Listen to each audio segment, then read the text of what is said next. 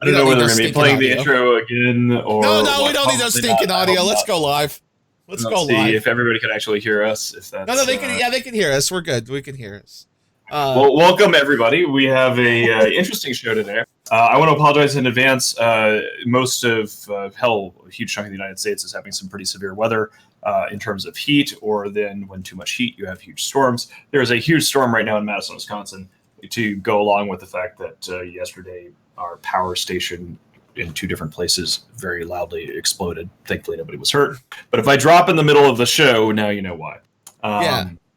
But yeah, we've got a really interesting show today. We have Carr is here, and we're going to be talking about a lot of the things that have been happening between Legacy and Winterco and how all that has been going. We're going to be going into Blackout stuff, and I think we also are going to be Aerith, do we have you here today in your capacity as a CSM, as an econ person? What hat are you wearing today, Aerith? I think all of the above. Yeah, all the above. Yeah. We have the MER from June. It was out this week, and we're going to talk about that. It's actually some interesting numbers because some certain alliances did worse than alliances that were getting razed to the ground. So that was actually kind of surprising. So we're going to talk about all that. But it should be an interesting show. We tried to actually. It's an interesting week in general because we also have the anniversary of the Apollo landing, and during the fireside today, 2 of the secret bingos were related to the Apollo landing. I kept trying to get you to talk about the Apollo landing, but you never said it. Well, that's because I was busy. I know. All right, well, we're going to hit a button. We still have our umbrellas on. Eve is still blacked out. It's been a week. We're going to talk about it. It started last Friday. That's actually the big topic today. It'll be the blackout and what has come in a week. So we have some nice data for you. So we're going to press a little button here and go to that.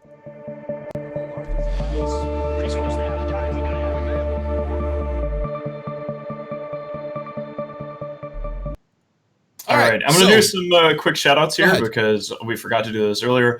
We had a number of people subscribe earlier. We had Jackie Eve for 32 months. We had, scrolling down here, a few of you stuff for 22 months. Let's go to the drones. Rock Bum, let's go back to war. I know, peace is hell. Believe me, all this trade agreement stuff makes me very unhappy. Mad Viking 9,000 for 34 months, or 90,000, I should say. Sirhan Blix, 48 months. My God, big anniversary. Thank you, Wes. How could I quit you? I don't know. Hildefer, Send Ice. It's hot. 53 months. All right. Yeah, it is. It's actually so hot today that my dad does drag racing on Saturdays, and they actually canceled all drag racing because the temperature inside the cars was measuring at 115. And, you don't want people getting heat strokes in the middle of a high-powered drag racing car. So, Blackout is still here. Blackout's gone for a week now. We had some comments by CCP this week about they wish they could do it forever. I think Falcon was talking about there's a lot more. If he had the option to do it, he'd make it more severe, cover all of Eve. He'd also look at changing things related to docking and NPC stations and like the number of caps that can do that and stuff like that. So there was some interesting posts and comments about that. But the first things first is the feeling of the blackout is there. We have a Kotaku article that came out this week that talked about how Eve just feels empty. Kind of ironic that we talked about that last week on the Meta Show, and then there's a big Kotaku article about how it just feels like there's nobody there. Oh, what a surprise. We also have, and you're going to love this, Mittens, I don't know if you saw this week. We also have a Reddit post says the blackout proves that Eve has too much information in the public, with the blackout hitting Eve, Dotland, and Zekill, showing that it's too easy to acquire information. Oh, what a surprise. So I thought that was pretty hilarious. Well, let's dive into this. Let me bring up a couple of different things. Those 2 articles, yeah. So, first of all, I can say, like, from an Imperium perspective, how our experience of the blackout seems to be thus far. And again, I'm not speaking for everybody on the Imperium because there's some people, like, opinion is still kind of divided on it. But one of the things that we noticed, some of the predictions that were made in advance have come to pass. So entities that have umbrellas are getting more strength because if you have a super capital umbrella, it makes it relatively safe compared to the relative lack of safety elsewhere in the game to continue to engage in economic activity.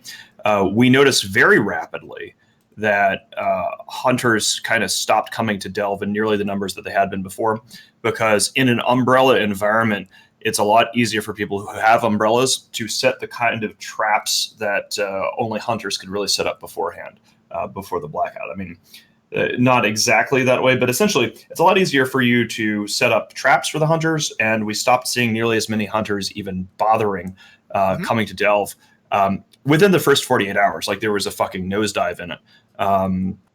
And so that's been interesting as well. So like our people have ended up hunting themselves because we had all of this like wormhole related security, and we're doing all these things. We're expecting an invasion of hunters. And I think what you're seeing for the rest of nullsec is that the entities that have successful umbrellas and successful defense cordons, those defense cordons are going to turn into more offensive hunters, again, marauding around and trying to find stuff to blow up, because that's what our guys have been doing. Like, if defense is handled, then let's go through wormholes and try to fuck other people's shit up. So we're seeing that.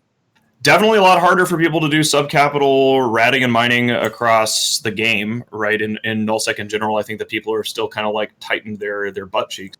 One of the challenges that we have is that I'm in favor of login rewards. I think every major MMO now has like some kind of like a daily login reward thing that people in the games industry just figured out that works to inspire players to log in every day.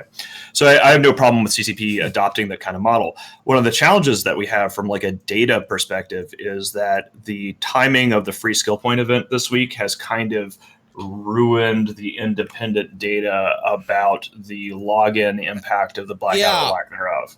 That's the point I was going to ask. Is I'm curious at how many, like, if they look at their data and go, yeah, all these people logged in, but then they logged off 5 minutes later, right? Like, that's the question I have, is how many characters logged in and then logged out, but they're not actually having to log in for the free skill points unless they're applying them immediately. Like, for my case, I logged in all 10 characters and then just had the skill, like, didn't really log in the characters, just logged in the accounts, and then collected the free skill points and logged off again, all of them but like 1 or 2.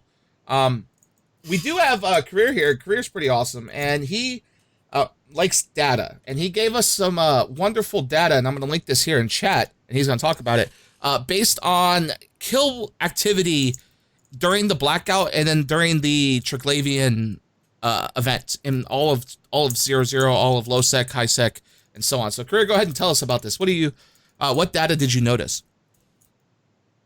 Well, in fact, Zkill board free data for all, and I just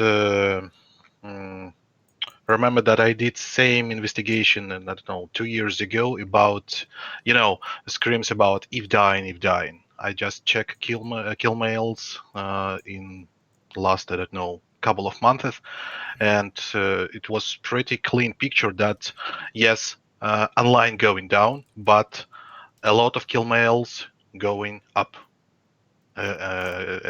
each month. And it's most interesting moment that kill mails cost more and more. So people losing more and more expensive ships. It's interesting stats. And I used same code to check situation, because a lot of emotions on the Reddit, on the official forum about, oh my god, I cannot subscribe my 21st account because I'm coming, oh my god. And I just I got idea to check. So you may see first graph about spike on the 12th July when people goes to nullsec in a hope to kill somebody. Yes, it's pretty big spike, but a day after, Sunday, numbers dropped, and Monday dropped, and we see same picture after blackout as it was before blackout.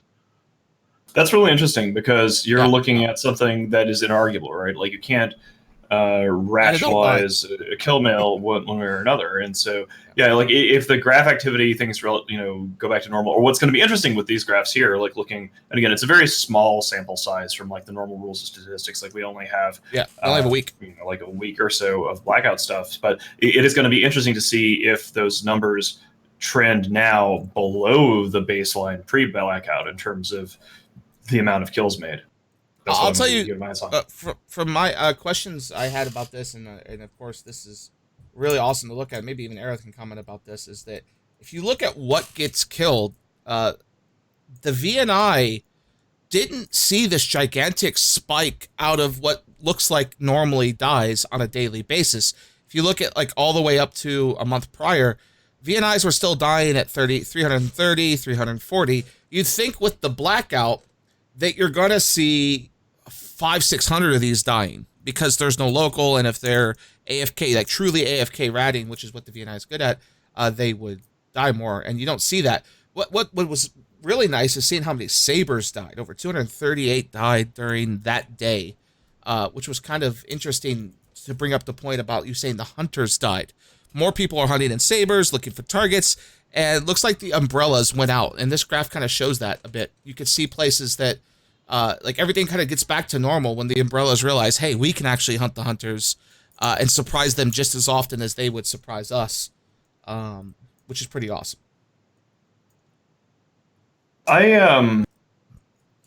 One of the things I'm going to be curious about with this is, in theory, we're killing the Sabers, we're doing all these things, like the umbrellas are doing these better, but like the people who stand the most to risk of potentially getting their asses handed to them and not being organized, and like their daily gameplay being impacted outside of the umbrellas, like the challenges we're not really going to be hearing from these people because they're probably just going to like wander off, right? Like, they're not going to be posting on Reddit about how great it is or how bad it is. The umbrella people can be happy, but it's sort of like, what's happening with the population that might have fallen through the cracks? And we're not going to find out about that. But what I will say, just in general, is that I do really like the fact that gate camping from like a local defense perspective has become important again. I really think that a lot of interdiction, like I think that what would be a next step as an improvement is, I've been against interdiction nullification for a long ass time now, and I think that if we keep the blackout, regardless of your view on like recon structures and observatories, which I think are cool, but some people would disagree with, gate camping is a cool and good activity that allows people to make friends, and gate camping will be more effective from a local defense perspective and make more sense if weird things like interdiction nullification are reduced or minimized, and that's sort of where I'd like to see things going next. And here's a question I guess I have for or I guess an observation. You mentioned wormhole adventuring. I've been doing wormhole adventuring every day. And one thing I noticed with the blackout that makes doing the wormhole adventures to an umbrella so dangerous is before the blackout, everybody knew everything going on in a region. So you'd have intel reporting, this guy here, that guy here, this fleet here. So everyone would be spread out dealing with these like little threats. But with the blackout, when a group comes through a wormhole and they get spotted, or a group comes in the local and they get spotted, it's like there's no eyes anywhere else except for on you because you're the only one that exists in the region. And that makes it harrowing because I found that you have about 10 minutes from the time you exit a wormhole and kill something to get out of the region, or the umbrella is just going to close in on you. And I've noticed that now this week, more so than it was pre-blackout. So that's an interesting note that like, this graph would show that like all these people are really, really excited to go out and hunt 0-0. And then they get to these umbrellas and realize, oh shit, the umbrellas are more dangerous now, I think, than before. Cause the hunters are able to focus more on, hey, there's this big fleet rather than all these little small things. Well, Jay was commenting about this in our, one of our leadership chats. He was having a blast because he was like, you can't do the old pop out of a wormhole, go make some kills, run it back to that wormhole safely anymore, because you don't know if we've got your wormhole and we're camping it. So he's been intercepting wormhole groups, I guess, at the wormhole, trying to leave and just getting lots of kills. So, you don't see us coming for you. You don't see us camping or organizing for you until possibly it's too late. So the reaction time you have, whether you're being hunted or hunter, is far lower. So skill is rewarded much more in this kind of culture, which is great. But also, even non-mistakes, just slight inattention or just slight bad luck, you're punished much more heavily now because the risk aversion kind of, free intel is gone. So I've always been a big proponent of no local. I'd like to have seen it with observatories. That's the feedback I'd given CCP before and what I would give them today, because I do think this is a little more oppressive to smaller groups of people because you got to have enough people that will go do PvE activities and still have enough dudes left over to guard you. Maybe we'll see the emergence of the mining Dami and things like that when you can kind of mix the two things. But overall, I think it's probably positive. Do I think subs go up from it? No. Do I think overall activity in null goes up from it? No. But I think a lot of what we're seeing is baseline activity that maybe needed to be nerfed a little bit, like bots. Like if you look at the EVE offline chart, you'll see that during those really low tide time zone, like moon time or whatever, the baseline of players has dropped a lot. Like the number of people logged in has dipped precipitously during those time zones. But I think it's also because those time zones are more heavily represented by the 23/7 players that may be bots, rather than the active time zones. So I kind of like it, but at the same time, I'm like, oh, I think we're probably going to have a slight modification before we see this like long term. I think. My gut feeling of this, I got to get a couple of comments in chat here that are significant. One of them, Pando, is pointing out that the blackout, do we know if it's temporary or not? Are we sure? My gut feeling, and like this is completely unrelated to any kind of like crazy hidden access or anything. My gut feeling is that if CCP was going to turn off the blackout thing, they would have turned it off already, and that They would have done it 1 week. because like we've seen the PCU kind of stabilize, and regardless like the login rewards thing, you can have like a login reward, you can collect a login reward and then log off. Like PCU is a little bit independent of that, so you can make an argue that they're not really messing with the data as much by doing the login reward event, but whatever. So that was one comment. The other thing, so I mean, unless you guys disagree, like I want to talk about what Metacalix there is talking about, how we've seen a huge hit in like Providence activity as a non-umbrella society and how that's being dealt with. Metacalix is saying that salvage sales have dropped precipitously since the blackout kicked in. Yeah, we're gonna see Like that. Oh, go ahead. Sorry. I was going to say, I do have some answers to that area. Obviously, it's MDA, and I can't say, so I can't agree or disagree with you. But I personally would like to see some form of this come in. I was originally advocating for delayed local, where not the current one, but like, maybe you don't appear in local until the cloak drops, things like that. But we'll see. Like, is this healthy for EVE long term? I don't know. Like, what we're grappling with here is you have an older generation of gamers now in EVE. Like, predominantly the EVE was already, I think, the oldest average age in MMOs, and now it's getting substantially worse. As you age, you have careers, and you have families, and you become more casual. So the question is, can we ingest enough people? Can we have enough fun activity to offset the loss of a little bit of casualness to EVE? And will that result in more people leaving than we can retain with a more hardcore EVE? And I unfortunately believe that the answer is probably that EVE has to go a little more casual, unfortunately. I don't like that, but that's what I think we end up seeing. I think have this, oops, sorry. You go, but Well, I have this feeling, and based on the week of activity that I've been doing, is you're going to see EVE become a lot smaller very quickly if groups that are big want to have the quote-unquote content. And what do I mean by this? Wormholes are great. Wormholes don't allow 100 capitals to appear out of nowhere. You can't just sally forth in 100 dreads through a wormhole. It's not going to happen. But you're noticing that if you look at the map of EVE and where the fights are happening, where everyone's kind of consolidating, it's on a hemisphere of EVE, right? You have the drones being consolidated by Horde, PL, and C. They have their own umbrella, but they're allied with Fraternity and can easily get to Fraternity space.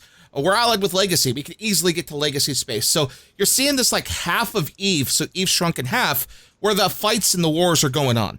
And you're going to... I'm venturing to guess here, you're going to see more involvement by both Imperium and PanFam in this whole war because of how close it is, because there's just nowhere else to go fight. If you want to, say, go to, without a wormhole, you want to go up and mess with PanFam, or they want to come down and mess with us, they'd have to avoid all that activity and go all the way around, and it's pretty much empty, right? Outside of the occasional Ranger Regiment group or maybe a 20-man, 30-man Darkness Fleet, you could just go through that half of EVE and never see anything, right? Because there's nobody living there, and that's a lot of space that's empty.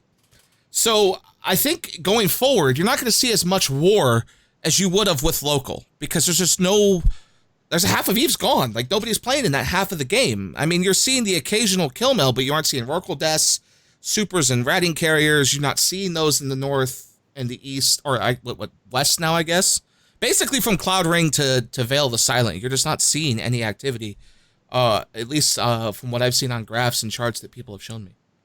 Well, EVE has had too much space for quite a long time. Like, I feel like I understand the reason CCP installed the drone lands when they did. I mean, we were all playing then. it was a mistake. I think Eve has at least twice as much space in Null as it needs today with the current PCU and player base.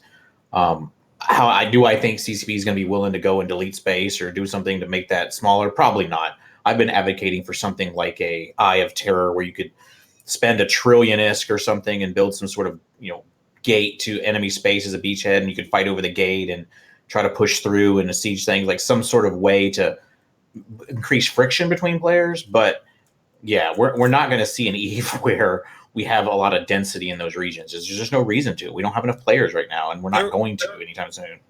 Without breaking NDA, and Aerith, you can comment on this, and Career, I want to get your opinion too, because you tend to live in a place of Eve that's really fighting and going at each other.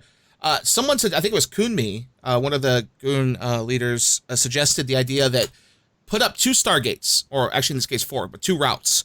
One from Delve to Cobalt Edge, so bridge the furthest gap, like one from one end to the other. And then another gate that goes from like the far west to the far east, like Amos to Declan. So like these 2 gigantic distance gates that allow you just to transverse the other side of the galaxy with a real fleet or supers or carriers and stuff, and really would introduce an ability like a super gate, right? That would really allow you to get across the other side of Eve and get involved in whatever's going on the other side of Eve pretty quickly. And I think that would be an interesting way to make 0-0 a lot smaller, quickly, because then you'd want to control those gates and control a way to do that. And I think that'd be an interesting way to like bring it. But of course, a lot of people are looking at me like, you can see Vince's face going, what? And a lot of people are going, oh, hell no. But just imagine how much that would like increase people going at each other if you could cross, Eve. I mean, through one it's entrance. like we already know what Eve looks like that because we had that in the days before Space Aids. So, like, right. One of the things that I think we have seen from the Blackout that hunters and the hunted have seen some controversy crop up on Reddit about this is that we've noticed that because there is no local, if you have power within a regional area, there is no reason to be restrained in any of your responses. So like back in the day when you had local, you could have a more of a proportional response to an incursion in your space. Like if you have now, one of the things we've seen with Blackout and some of the complaints I've seen, which I think are hilarious, is people are like, oh, well, we came into a nullsec region where there's an umbrella or something, and then people dropped like 150 Titans on us when they could have only just used a smaller response fleet. Now, to be fair, we've always in the Imperium been a huge fan of like dropping sledgehammers on literally everything that moves because it's good training for our pilots and it's fun.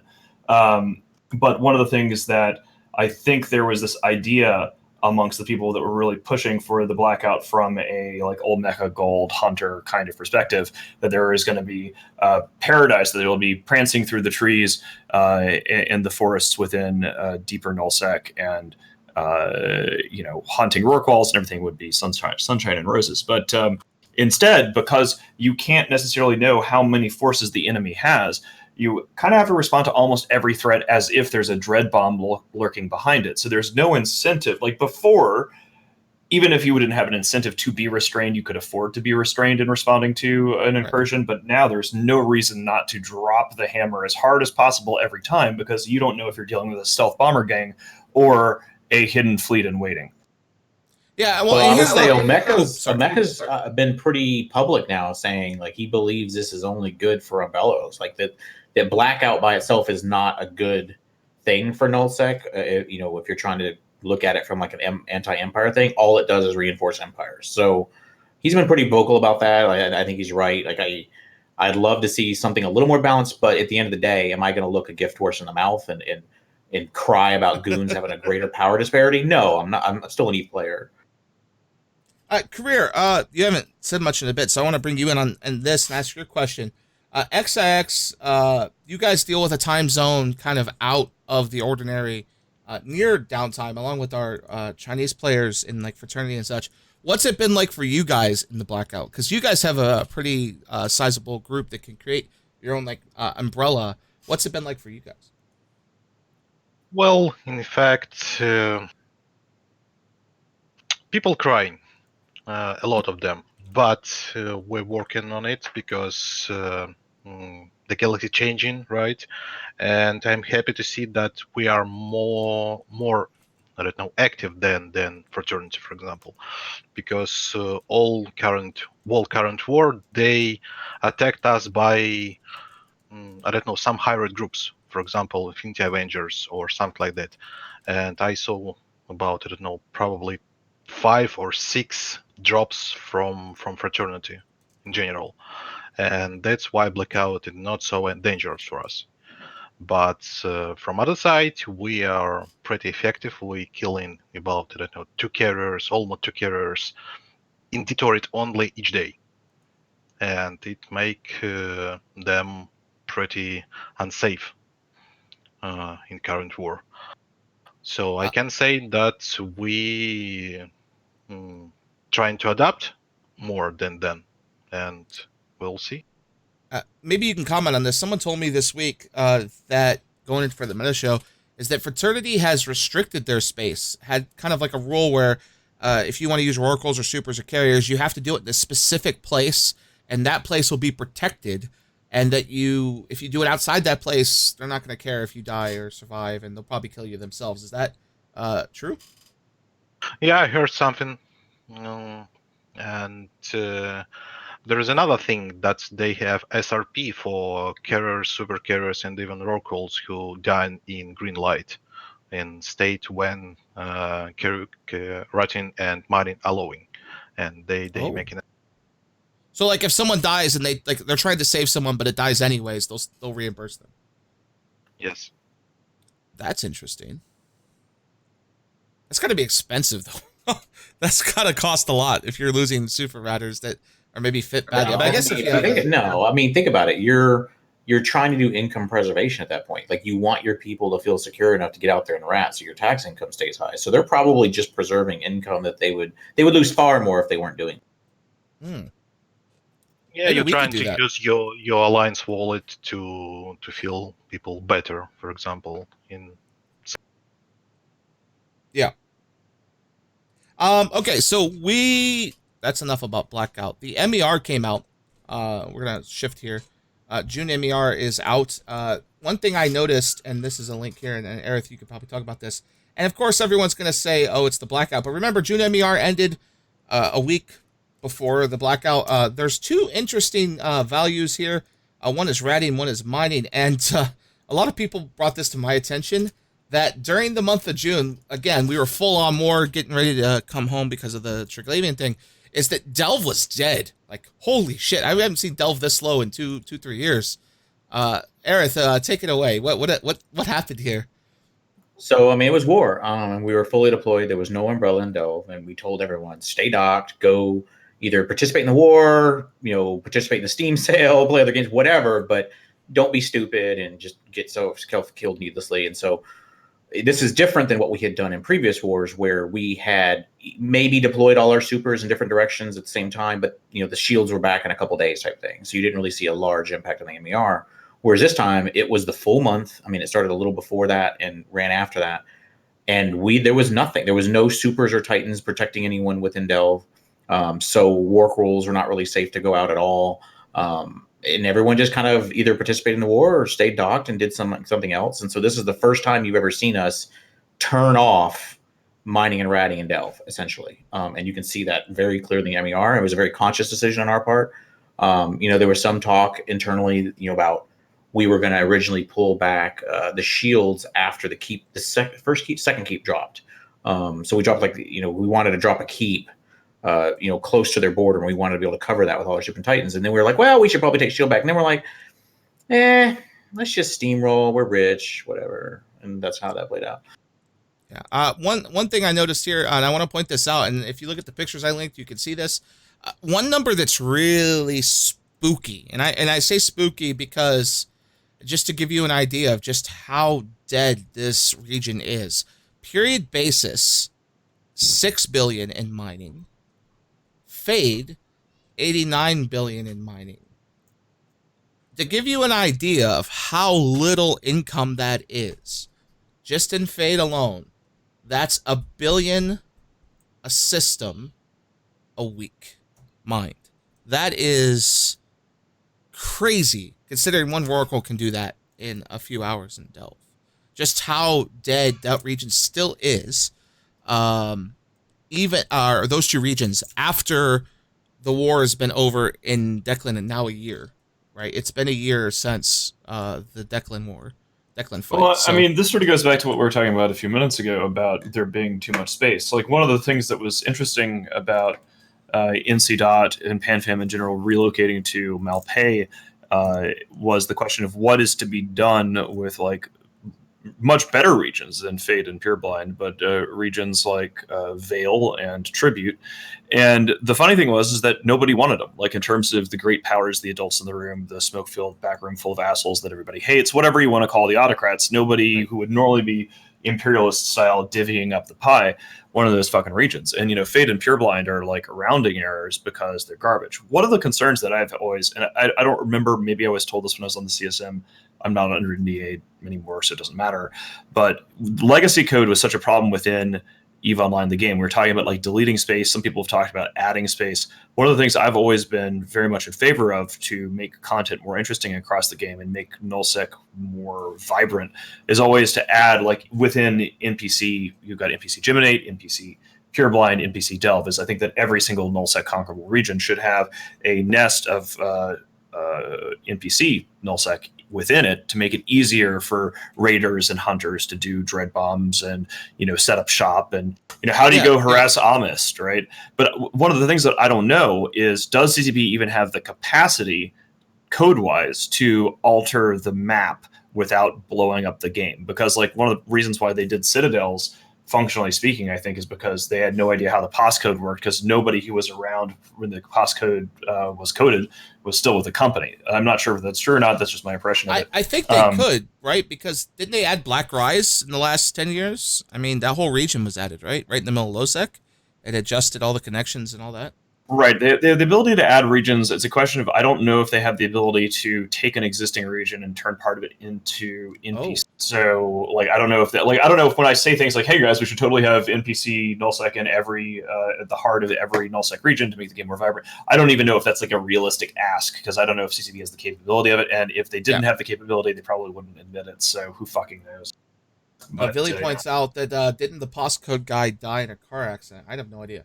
I know. At first, I've ever heard of that one. That sounds like an urban legend, though.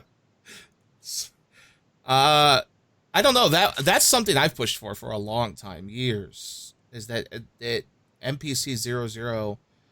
If you can't add it everywhere else and you can't remove it, you need to make it so that the people who own the region to where the NPC 00 is used can control it. One comment that someone made that made it really awesome is to turn all the NPC 00 stations into like NPC owned citadels, so that people can asset safety out all their stuff, so they wouldn't lose all their stuff if they went AFK during the Bob War 10 years ago and decided to come back to the game and all their stuff is now gone. Is that give asset safety, give it for free, so people can get their stuff out, and then allow them to be blown up or used or controlled, right? Because, like, right now, the problem with NPC stations is cloning is free, repair is free, all that stuff, you just use it. And it's you can't affect it in any way as the dominant person in the region. So it makes it kind of, I guess, annoying, because then you have to just camp those systems constantly if you want to prevent someone from being able to use them. And with things like Warp Core stabs, or which CCP commented is the most horrible thing. Actually, that here's a great segue. Warp Core stabs. Hilmar made a tweet this week saying Warp Core stabs were the worst thing ever put into the game. And that's a mistake that CCP made a long time ago. What do you think? Fuck stabs forever. Like, yeah, like delete Warp Core stabs. Do it. Fuck. And nullification. Except maybe on just travel. I mean, stabs used to be a lot worse back in the day, because I remember in the Syndicate days you could have dudes zooming around vagabonds because they didn't have the scan resolution penalty. So basically, if you were stabbed, you could still run around with extremely like a snaked out vagabond. and so modern stabs are probably like, I imagine Hilmar's like doing exploration in a wormhole or doing whatever it is he's doing because he's actually playing the game now, and has run into stabs. And He's I probably think dealing that with them in low sec because that's the biggest complaint, right? yeah, like the old school stabs were very different because you could have stabs and you could still have a combat effective vessel. But like these days, the only combat effective stabbed out ships, I believe, are like the low sec smart bombers that Warp core like stabs smart tend to bombing, be- like T3s, basically. Or if you're trying to travel in low sec, right? Because if you don't Right. want to have to But- deal with Nullification is way worse, like Still. compared to as Sugar A 2 is mechanic? pointing out here. I agree in terms of like the mechanical impact. Like if Hilmar deleted stabs tomorrow, I would be like, okay, sure, whatever, great. Well, but I don't think it would make a huge difference one way or the other within the game. I do think that nullification is a sort of stab. Like if you think about it, if Hilmar doesn't like stabs, and if he and anybody in CCP ends up like watching this, like if you don't like stabs, wait until you find out about how dumb interdiction nullification is, because boy howdy, it's stabs on crack. Like everything that was dumb about stabs before, that's nullification. Here's the thing, and Jay Amazinus makes a great point about stabs. Drone ships, the VNI, the Dami, those ships can fit 2 or 3 stabs and not have to worry about the solo PvPer killing them because they don't get a locks penalty as a drone ship. Drone ships, the rats auto-aggress, then the drones auto-aggress them, so you don't have to deal with locking things. You just warp in, go AFK, repeat. But if you get shot, you just warp out. And if the guy tackling you doesn't have 10 tackle strength, 3, 4, 5 scrams, you're just going to warp out on him, right? And so that's where you see it in 0-0 is the stabs make a big problem there, is because myself as an elite solo PvPer can't kill a guy with a stabs fit. He's just going to warp out and he's going to be gone. But we will use 0-0 as a segue here because Careers here, obviously, he has some cool graphs and about the blackout and everything, but he's also a leader of, I believe the Red Menace is the coalition name. You can correct me if I'm wrong there. And Planning a little bit of Red Menace. right, and there's a war going on still now. All this time, there's still a war going on between Fraternity and Legacy, and Red Menace is involved. So if you could take it away and tell us all about what's been going on the last week with that stuff. Oh, Fire Coalition, that's it. Sorry. Fire Coalition. Sorry, my bad. Well, in Go ahead. fact, it looks like Willie's plan works fine because, as usual, at first time we tried to headshot enemy important system like IAS system with the enemy Keepstar, and we failed because Fraternity, they had so big blob against us, and they have this cancer new mechanics of Cyanojammers. You saw this mechanic on the north, right, on the war, when Fraternity just Cyanojammed, I don't know, half of region, and that's it. You cannot use your capitals and super capitals, and it's impossible to strike them by subcaps only because they have a camp of even titans. And we did another plan. Willie said that we should camp them, we should kill them every, I don't know, day, every hour, every minute, and it works. So I can see by pings from Fraternity that they have huge problems. They form in fleets by, I don't know, 3-4 pings, because they're asking people to come to fleet. They're asking people to come to fleet again and again. And one time I just watched how they tried to form about a hour. It's a result of because they're unhappy. They endanger us every time on anomalies. They endanger us every time in somewhere else, and people not so happy because such long wars, it's different type of war against, I don't know. So long time war, it's a pretty hard thing. You should have a good stamina, right? I want to ask about this because something that, the Legacy Winterco War has been sort of in the back of my mind for a long time, and I haven't really been paying too close attention to it because, again, we had sort of our own war in Imperium land. When approximately, and if you don't know this off the top of your head, I'm sure that Villy can say, when did this thing start? How many months ago would you say was like an approximate start date for this block conflict? Well, I can say it starts when Red Alliance and their allies, Red Menace Coalition, they deployed to Nerifis. It was 16th February, and we start our own war because XIX, our alliance, we didn't sign NIP agreement with the Legacy Coalition and Winter Coalition, and we start our war much early. As I remember, please fix me, NIP finished 20th April, as I know. I think March, Villy was saying here in chat, he said the NIP ended on March 20. Yeah, probably March. So, yeah, okay, so that's like crazy long because, like, generally speaking, most block conflicts last for about like a month and a half to 2 in like phases of active campaigning before things kind of fizzle out. And you guys have been basically beating the shit out of each other in a World War I trench situation for way longer than most modern nullsec entities. It feels like going at it. It feels like here's a good analogy, and maybe you can correct me on this. It feels like the introduction of the tank in World War I, like the ability to cross trenches, is the Villy plan, right? When Villy introduced his plan, things really kicked off in earnest, right? Like his mass citadel dropping and like actually bringing the fight out of the time zone, like warfare. But what do you guys think? There's our analogy for the day right there. But what does that have to do with tanks in World War I? Well, you said trenches. You said the trench war that's going on with them, and there hasn't really been progress up until Villy took over, right? They couldn't get past Sinojammers. They couldn't kill iHubs. They were stuck looking at each other on opposite regions, like World War I during the trench warfare, and then they couldn't go anywhere. They couldn't do anything else. So is Villy a tank in this? Is he like a Mark? No, Mark like 1, a Mark 4, male or female variant, Mark 8, I don't know, whatever. Yeah, I got nothing there, but like, how long? Here's sort of a question. Like, how long, Kar, do you expect the current conflict to continue? Like, do you see an end in sight? Is there like a logical conclusion, or do you think this is just going to continue as it has for some time? Well, it's pretty complicated to predict this, but I think about 4 months, 5 months. 4 or 5 months more? Yes. Whoa. Probably, in case somebody will not, I don't know, fail Cascade. Because right now we're doing pretty good progress comparing with the results of last, I don't know, 2 months. In Wicked Creek, in Scaling Pass, we killed, I don't know, probably 20 IHEBs. It's not a big amount of IHEBs, but it's comparing with the one single IHEB which was killed in Detroit, it's a good result.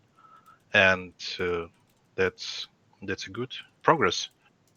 And I think together with the problems with the FCs, with the fleets of Fraternity, it will go faster and faster. But who knows? And well, in fact, speaking about Russians, we still have time because our last war, I mean XIX, Infinity Space, and our other allies, Razors, our last war took about 10 or 11 months. We failed this war, but, well, 10 months. Yeah. We're going to go... actually, we've got time to do this today. We didn't get a chance to do this last couple of weeks, but we're going to go back into Cool Kids Only mode. So this is a perk we do for our subscribers. So last 15 minutes of the show, unless there's like a whole bunch of chaos, like with the Blackout situation or the Drifters situation, we go into Cool Kids Only mode and then take questions from subscribers. And also everybody can just like spam emotes and smileys as much as they feel. The interesting thing about this is I heard some rumors, and I was trying to get Elo on here, but he's got prior arrangements, he couldn't make it, that Elo really feels like, and he's starting to feel the burn, that he's the only one really, really trying to defend this place. I've heard rumors from 3 or 4 different people that I've talked to that they're starting to have this moment where like Elo's the one that's relied upon, and there isn't much else in terms of FCs or people to really defend the place. Is that the kind of feeling you're getting, or is it other FCs are starting to take over? What do you think is going on from like a leadership standpoint on the other side? Let me check last ping from Fraternity FC. It's pretty interesting. Ooh, I like interesting. Yeah, he wrote, standing down, I'm starting to take it personally. So, what does it mean, right? People People are don't getting want to mad. come to Fleet. Right, right. Because usually And that's what. Oh, sorry. speaking about Elo, I love this guy because he's really great FC. I'm trying to He is watch fantastic. his videos to learn something because I'm not FC. I'm just a manager, and I'm trying to learn our FCs watching his videos. Because one time I saw how he was an FC of Munich Fleet, and at the same time, just figure it out. He anchoring Fleet. He giving commands about primaries, secondaries. He watching traversal, a lot of tasks in the same time, and at the same time he pushed us by his second window. He's a Our fantastic multi-boxer. He is really good at multitasking in general. Elo, one of the best things out of the Fountain War was like Elo actually taught me how to do like Ninja Dread siege fleets way back in the day, and he would be able to get in and out of Siege of Tower inside of 5 minutes. And there's no way that you could catch him when he was harassing us when he was based out of Venal. This is years and years ago. There's no question. Like the guy is just an incredibly he's a very gifted Eve player. But if you Yes, think about it, but- though, I was gonna say on this note, he got a break if you think about it with the Drifter. So this was trench warfare. I think Villy's strategy was just starting to kind of get past the jammer wall, and then Drifters happened, and all of Null nips each other. We say fuck this. CCP has put something on us. It's onerous. We're all going to stop for a second, catch our breath, and deal with this PvE thing.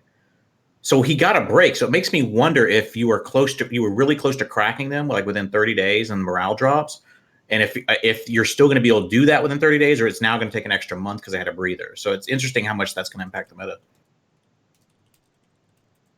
Yeah, I don't. That's a very interesting way to look at it because it was getting to that point where it looked like Test wasn't like, or Test, not Test, Fraternity wasn't holding in fights. You were seeing like big chunks of Eagles just obliterate. I think 150, 160 Eagles at one point. Every day it seemed like they were just throwing money at the problem and it wasn't going anywhere. Then the Drifters showed up, and then the local thing showed up. And it forced them to consolidate. But here's the interesting thing is that while they've consolidated, they consolidated in a place that's kind of like a dead end. And I'm curious to see how that translates going forward. If they start to lose more and more, if the war does ramp up over the next month, where they go to next. Because if you remember, Fraternity just acquired a whole chunk of space from Skill U in the drones. And we already know that they're allied with PanFam, PLNC, and Horde in some way, even though there's a little friction between Vince and them, right? Like Vince talked about on the show that him and Norris go at it sometimes because of Norris just bluing everyone that decides they want to join Norris. So I'm interested to see what happens over the next few months, especially as summer ends, right? Because summer is a good time for Eve. A lot of people on vacation, but Yeah, I mean, driving FRT out entirely with all the space that's opened up in the drones and adjacent to PanFam, driving Fraternity out too much might result in them getting sucked into the like gravitational pull that's now in Malpay, which would be a pretty major like strategic real. I mean, obviously there's, I'll have to think about that, but that would be a potential sort of. I don't know if that's Villy and Crew's plan or desire. I'm not. I mean, maybe Villy's in chat Curious. can talk about it. I don't know. No, that's probably the kind of high level strategic stuff that you probably wouldn't want to like board out on the meta show. But there's definitely like, if FRT ended up like question is there, relocating right, to the yeah. drone regions and like coalescing into like the PanFam block in a more explicit way, then that would be a pretty huge shakeup, I think. I don't know. Career, what do you think? Well, in fact, they got space in drone lands, right? But they cannot use it. They can, I don't know, share for enters that space. It's okay, but also they can move their rudders there, oracles, carriers, something like that. But who will defend them then? And see, Pandemic Horde? Who? They will be easy targets. Are you seeing when your fights against Fraternity? Like, actually, here's a question: have you seen a difference in the conflict in a post-blackout environment? Right, like this is really the only hot like block war that's happening. And has the blackout really impacted day-to-day operations in any particular way when it comes to these blocks clashing, or is it pretty much business as It was Madhouse in first, I don't know, 3-timers. Because I happy it was just skirmish fight because from enemy side we saw about, I don't know, 20 harpies, and we got same numbers, something like that, and it was Madhouse because information should be forwarded by voice now. Harpies on me, where? This system, but they're here on my direct scan. What? Second fleet? No. What? Who? Yay! It's just ridiculous. And that makes a lot of sense.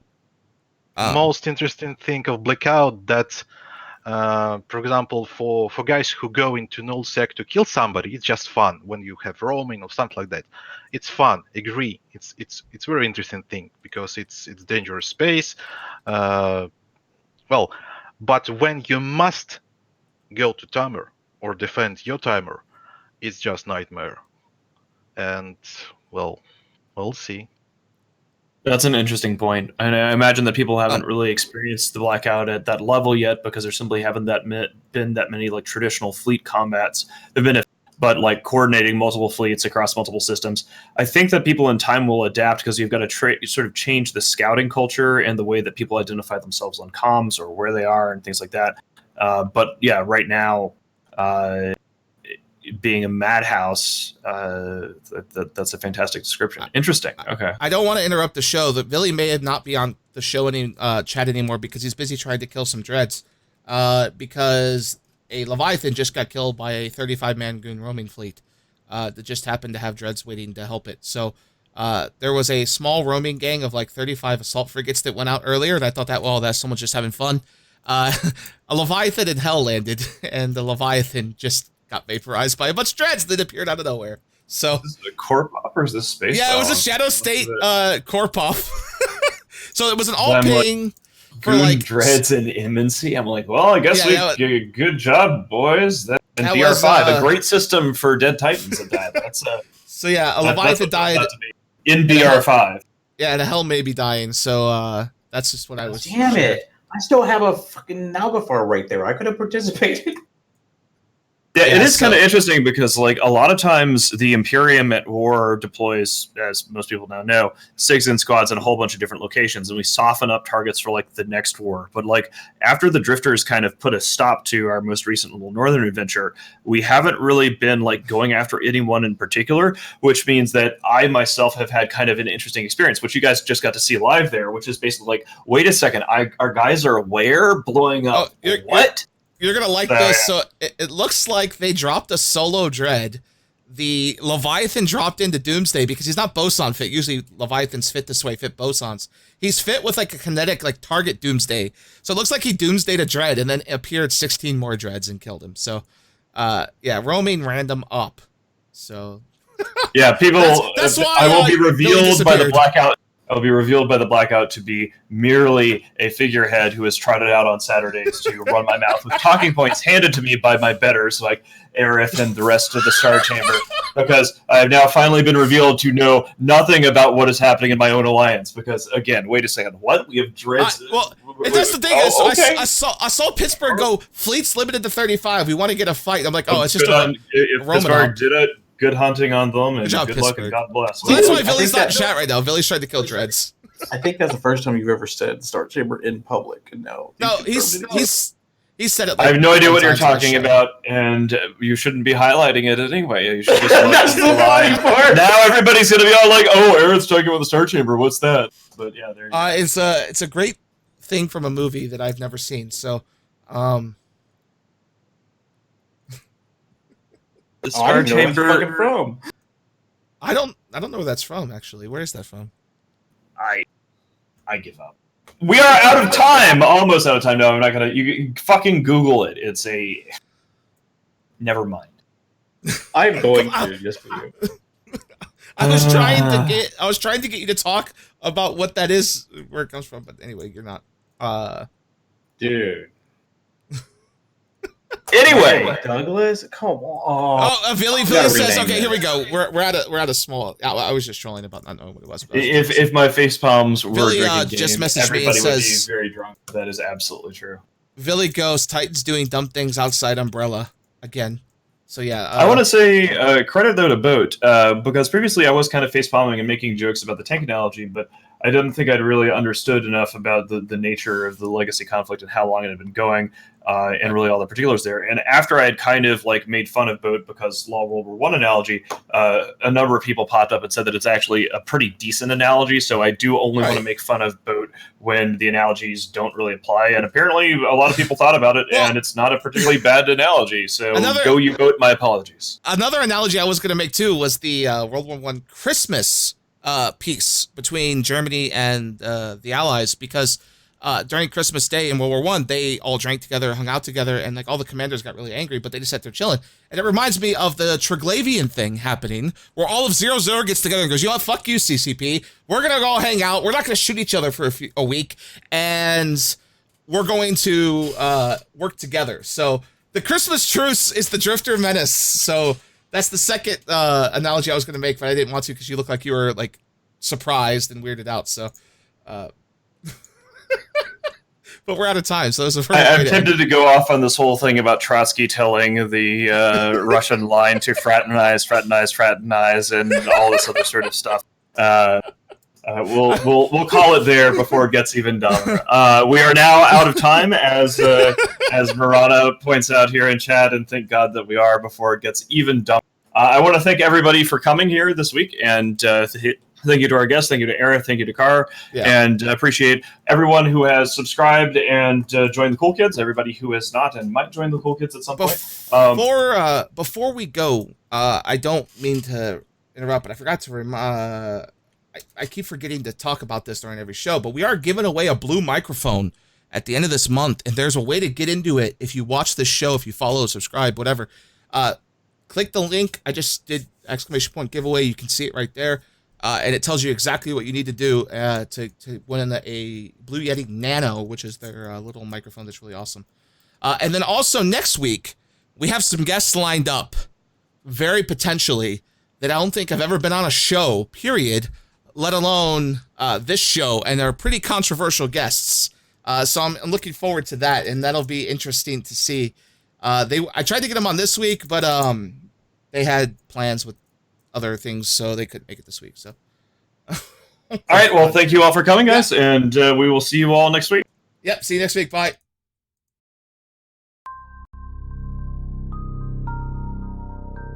You are about to receive messages that may be harmful to your mental state. Your sense of reality will be questioned.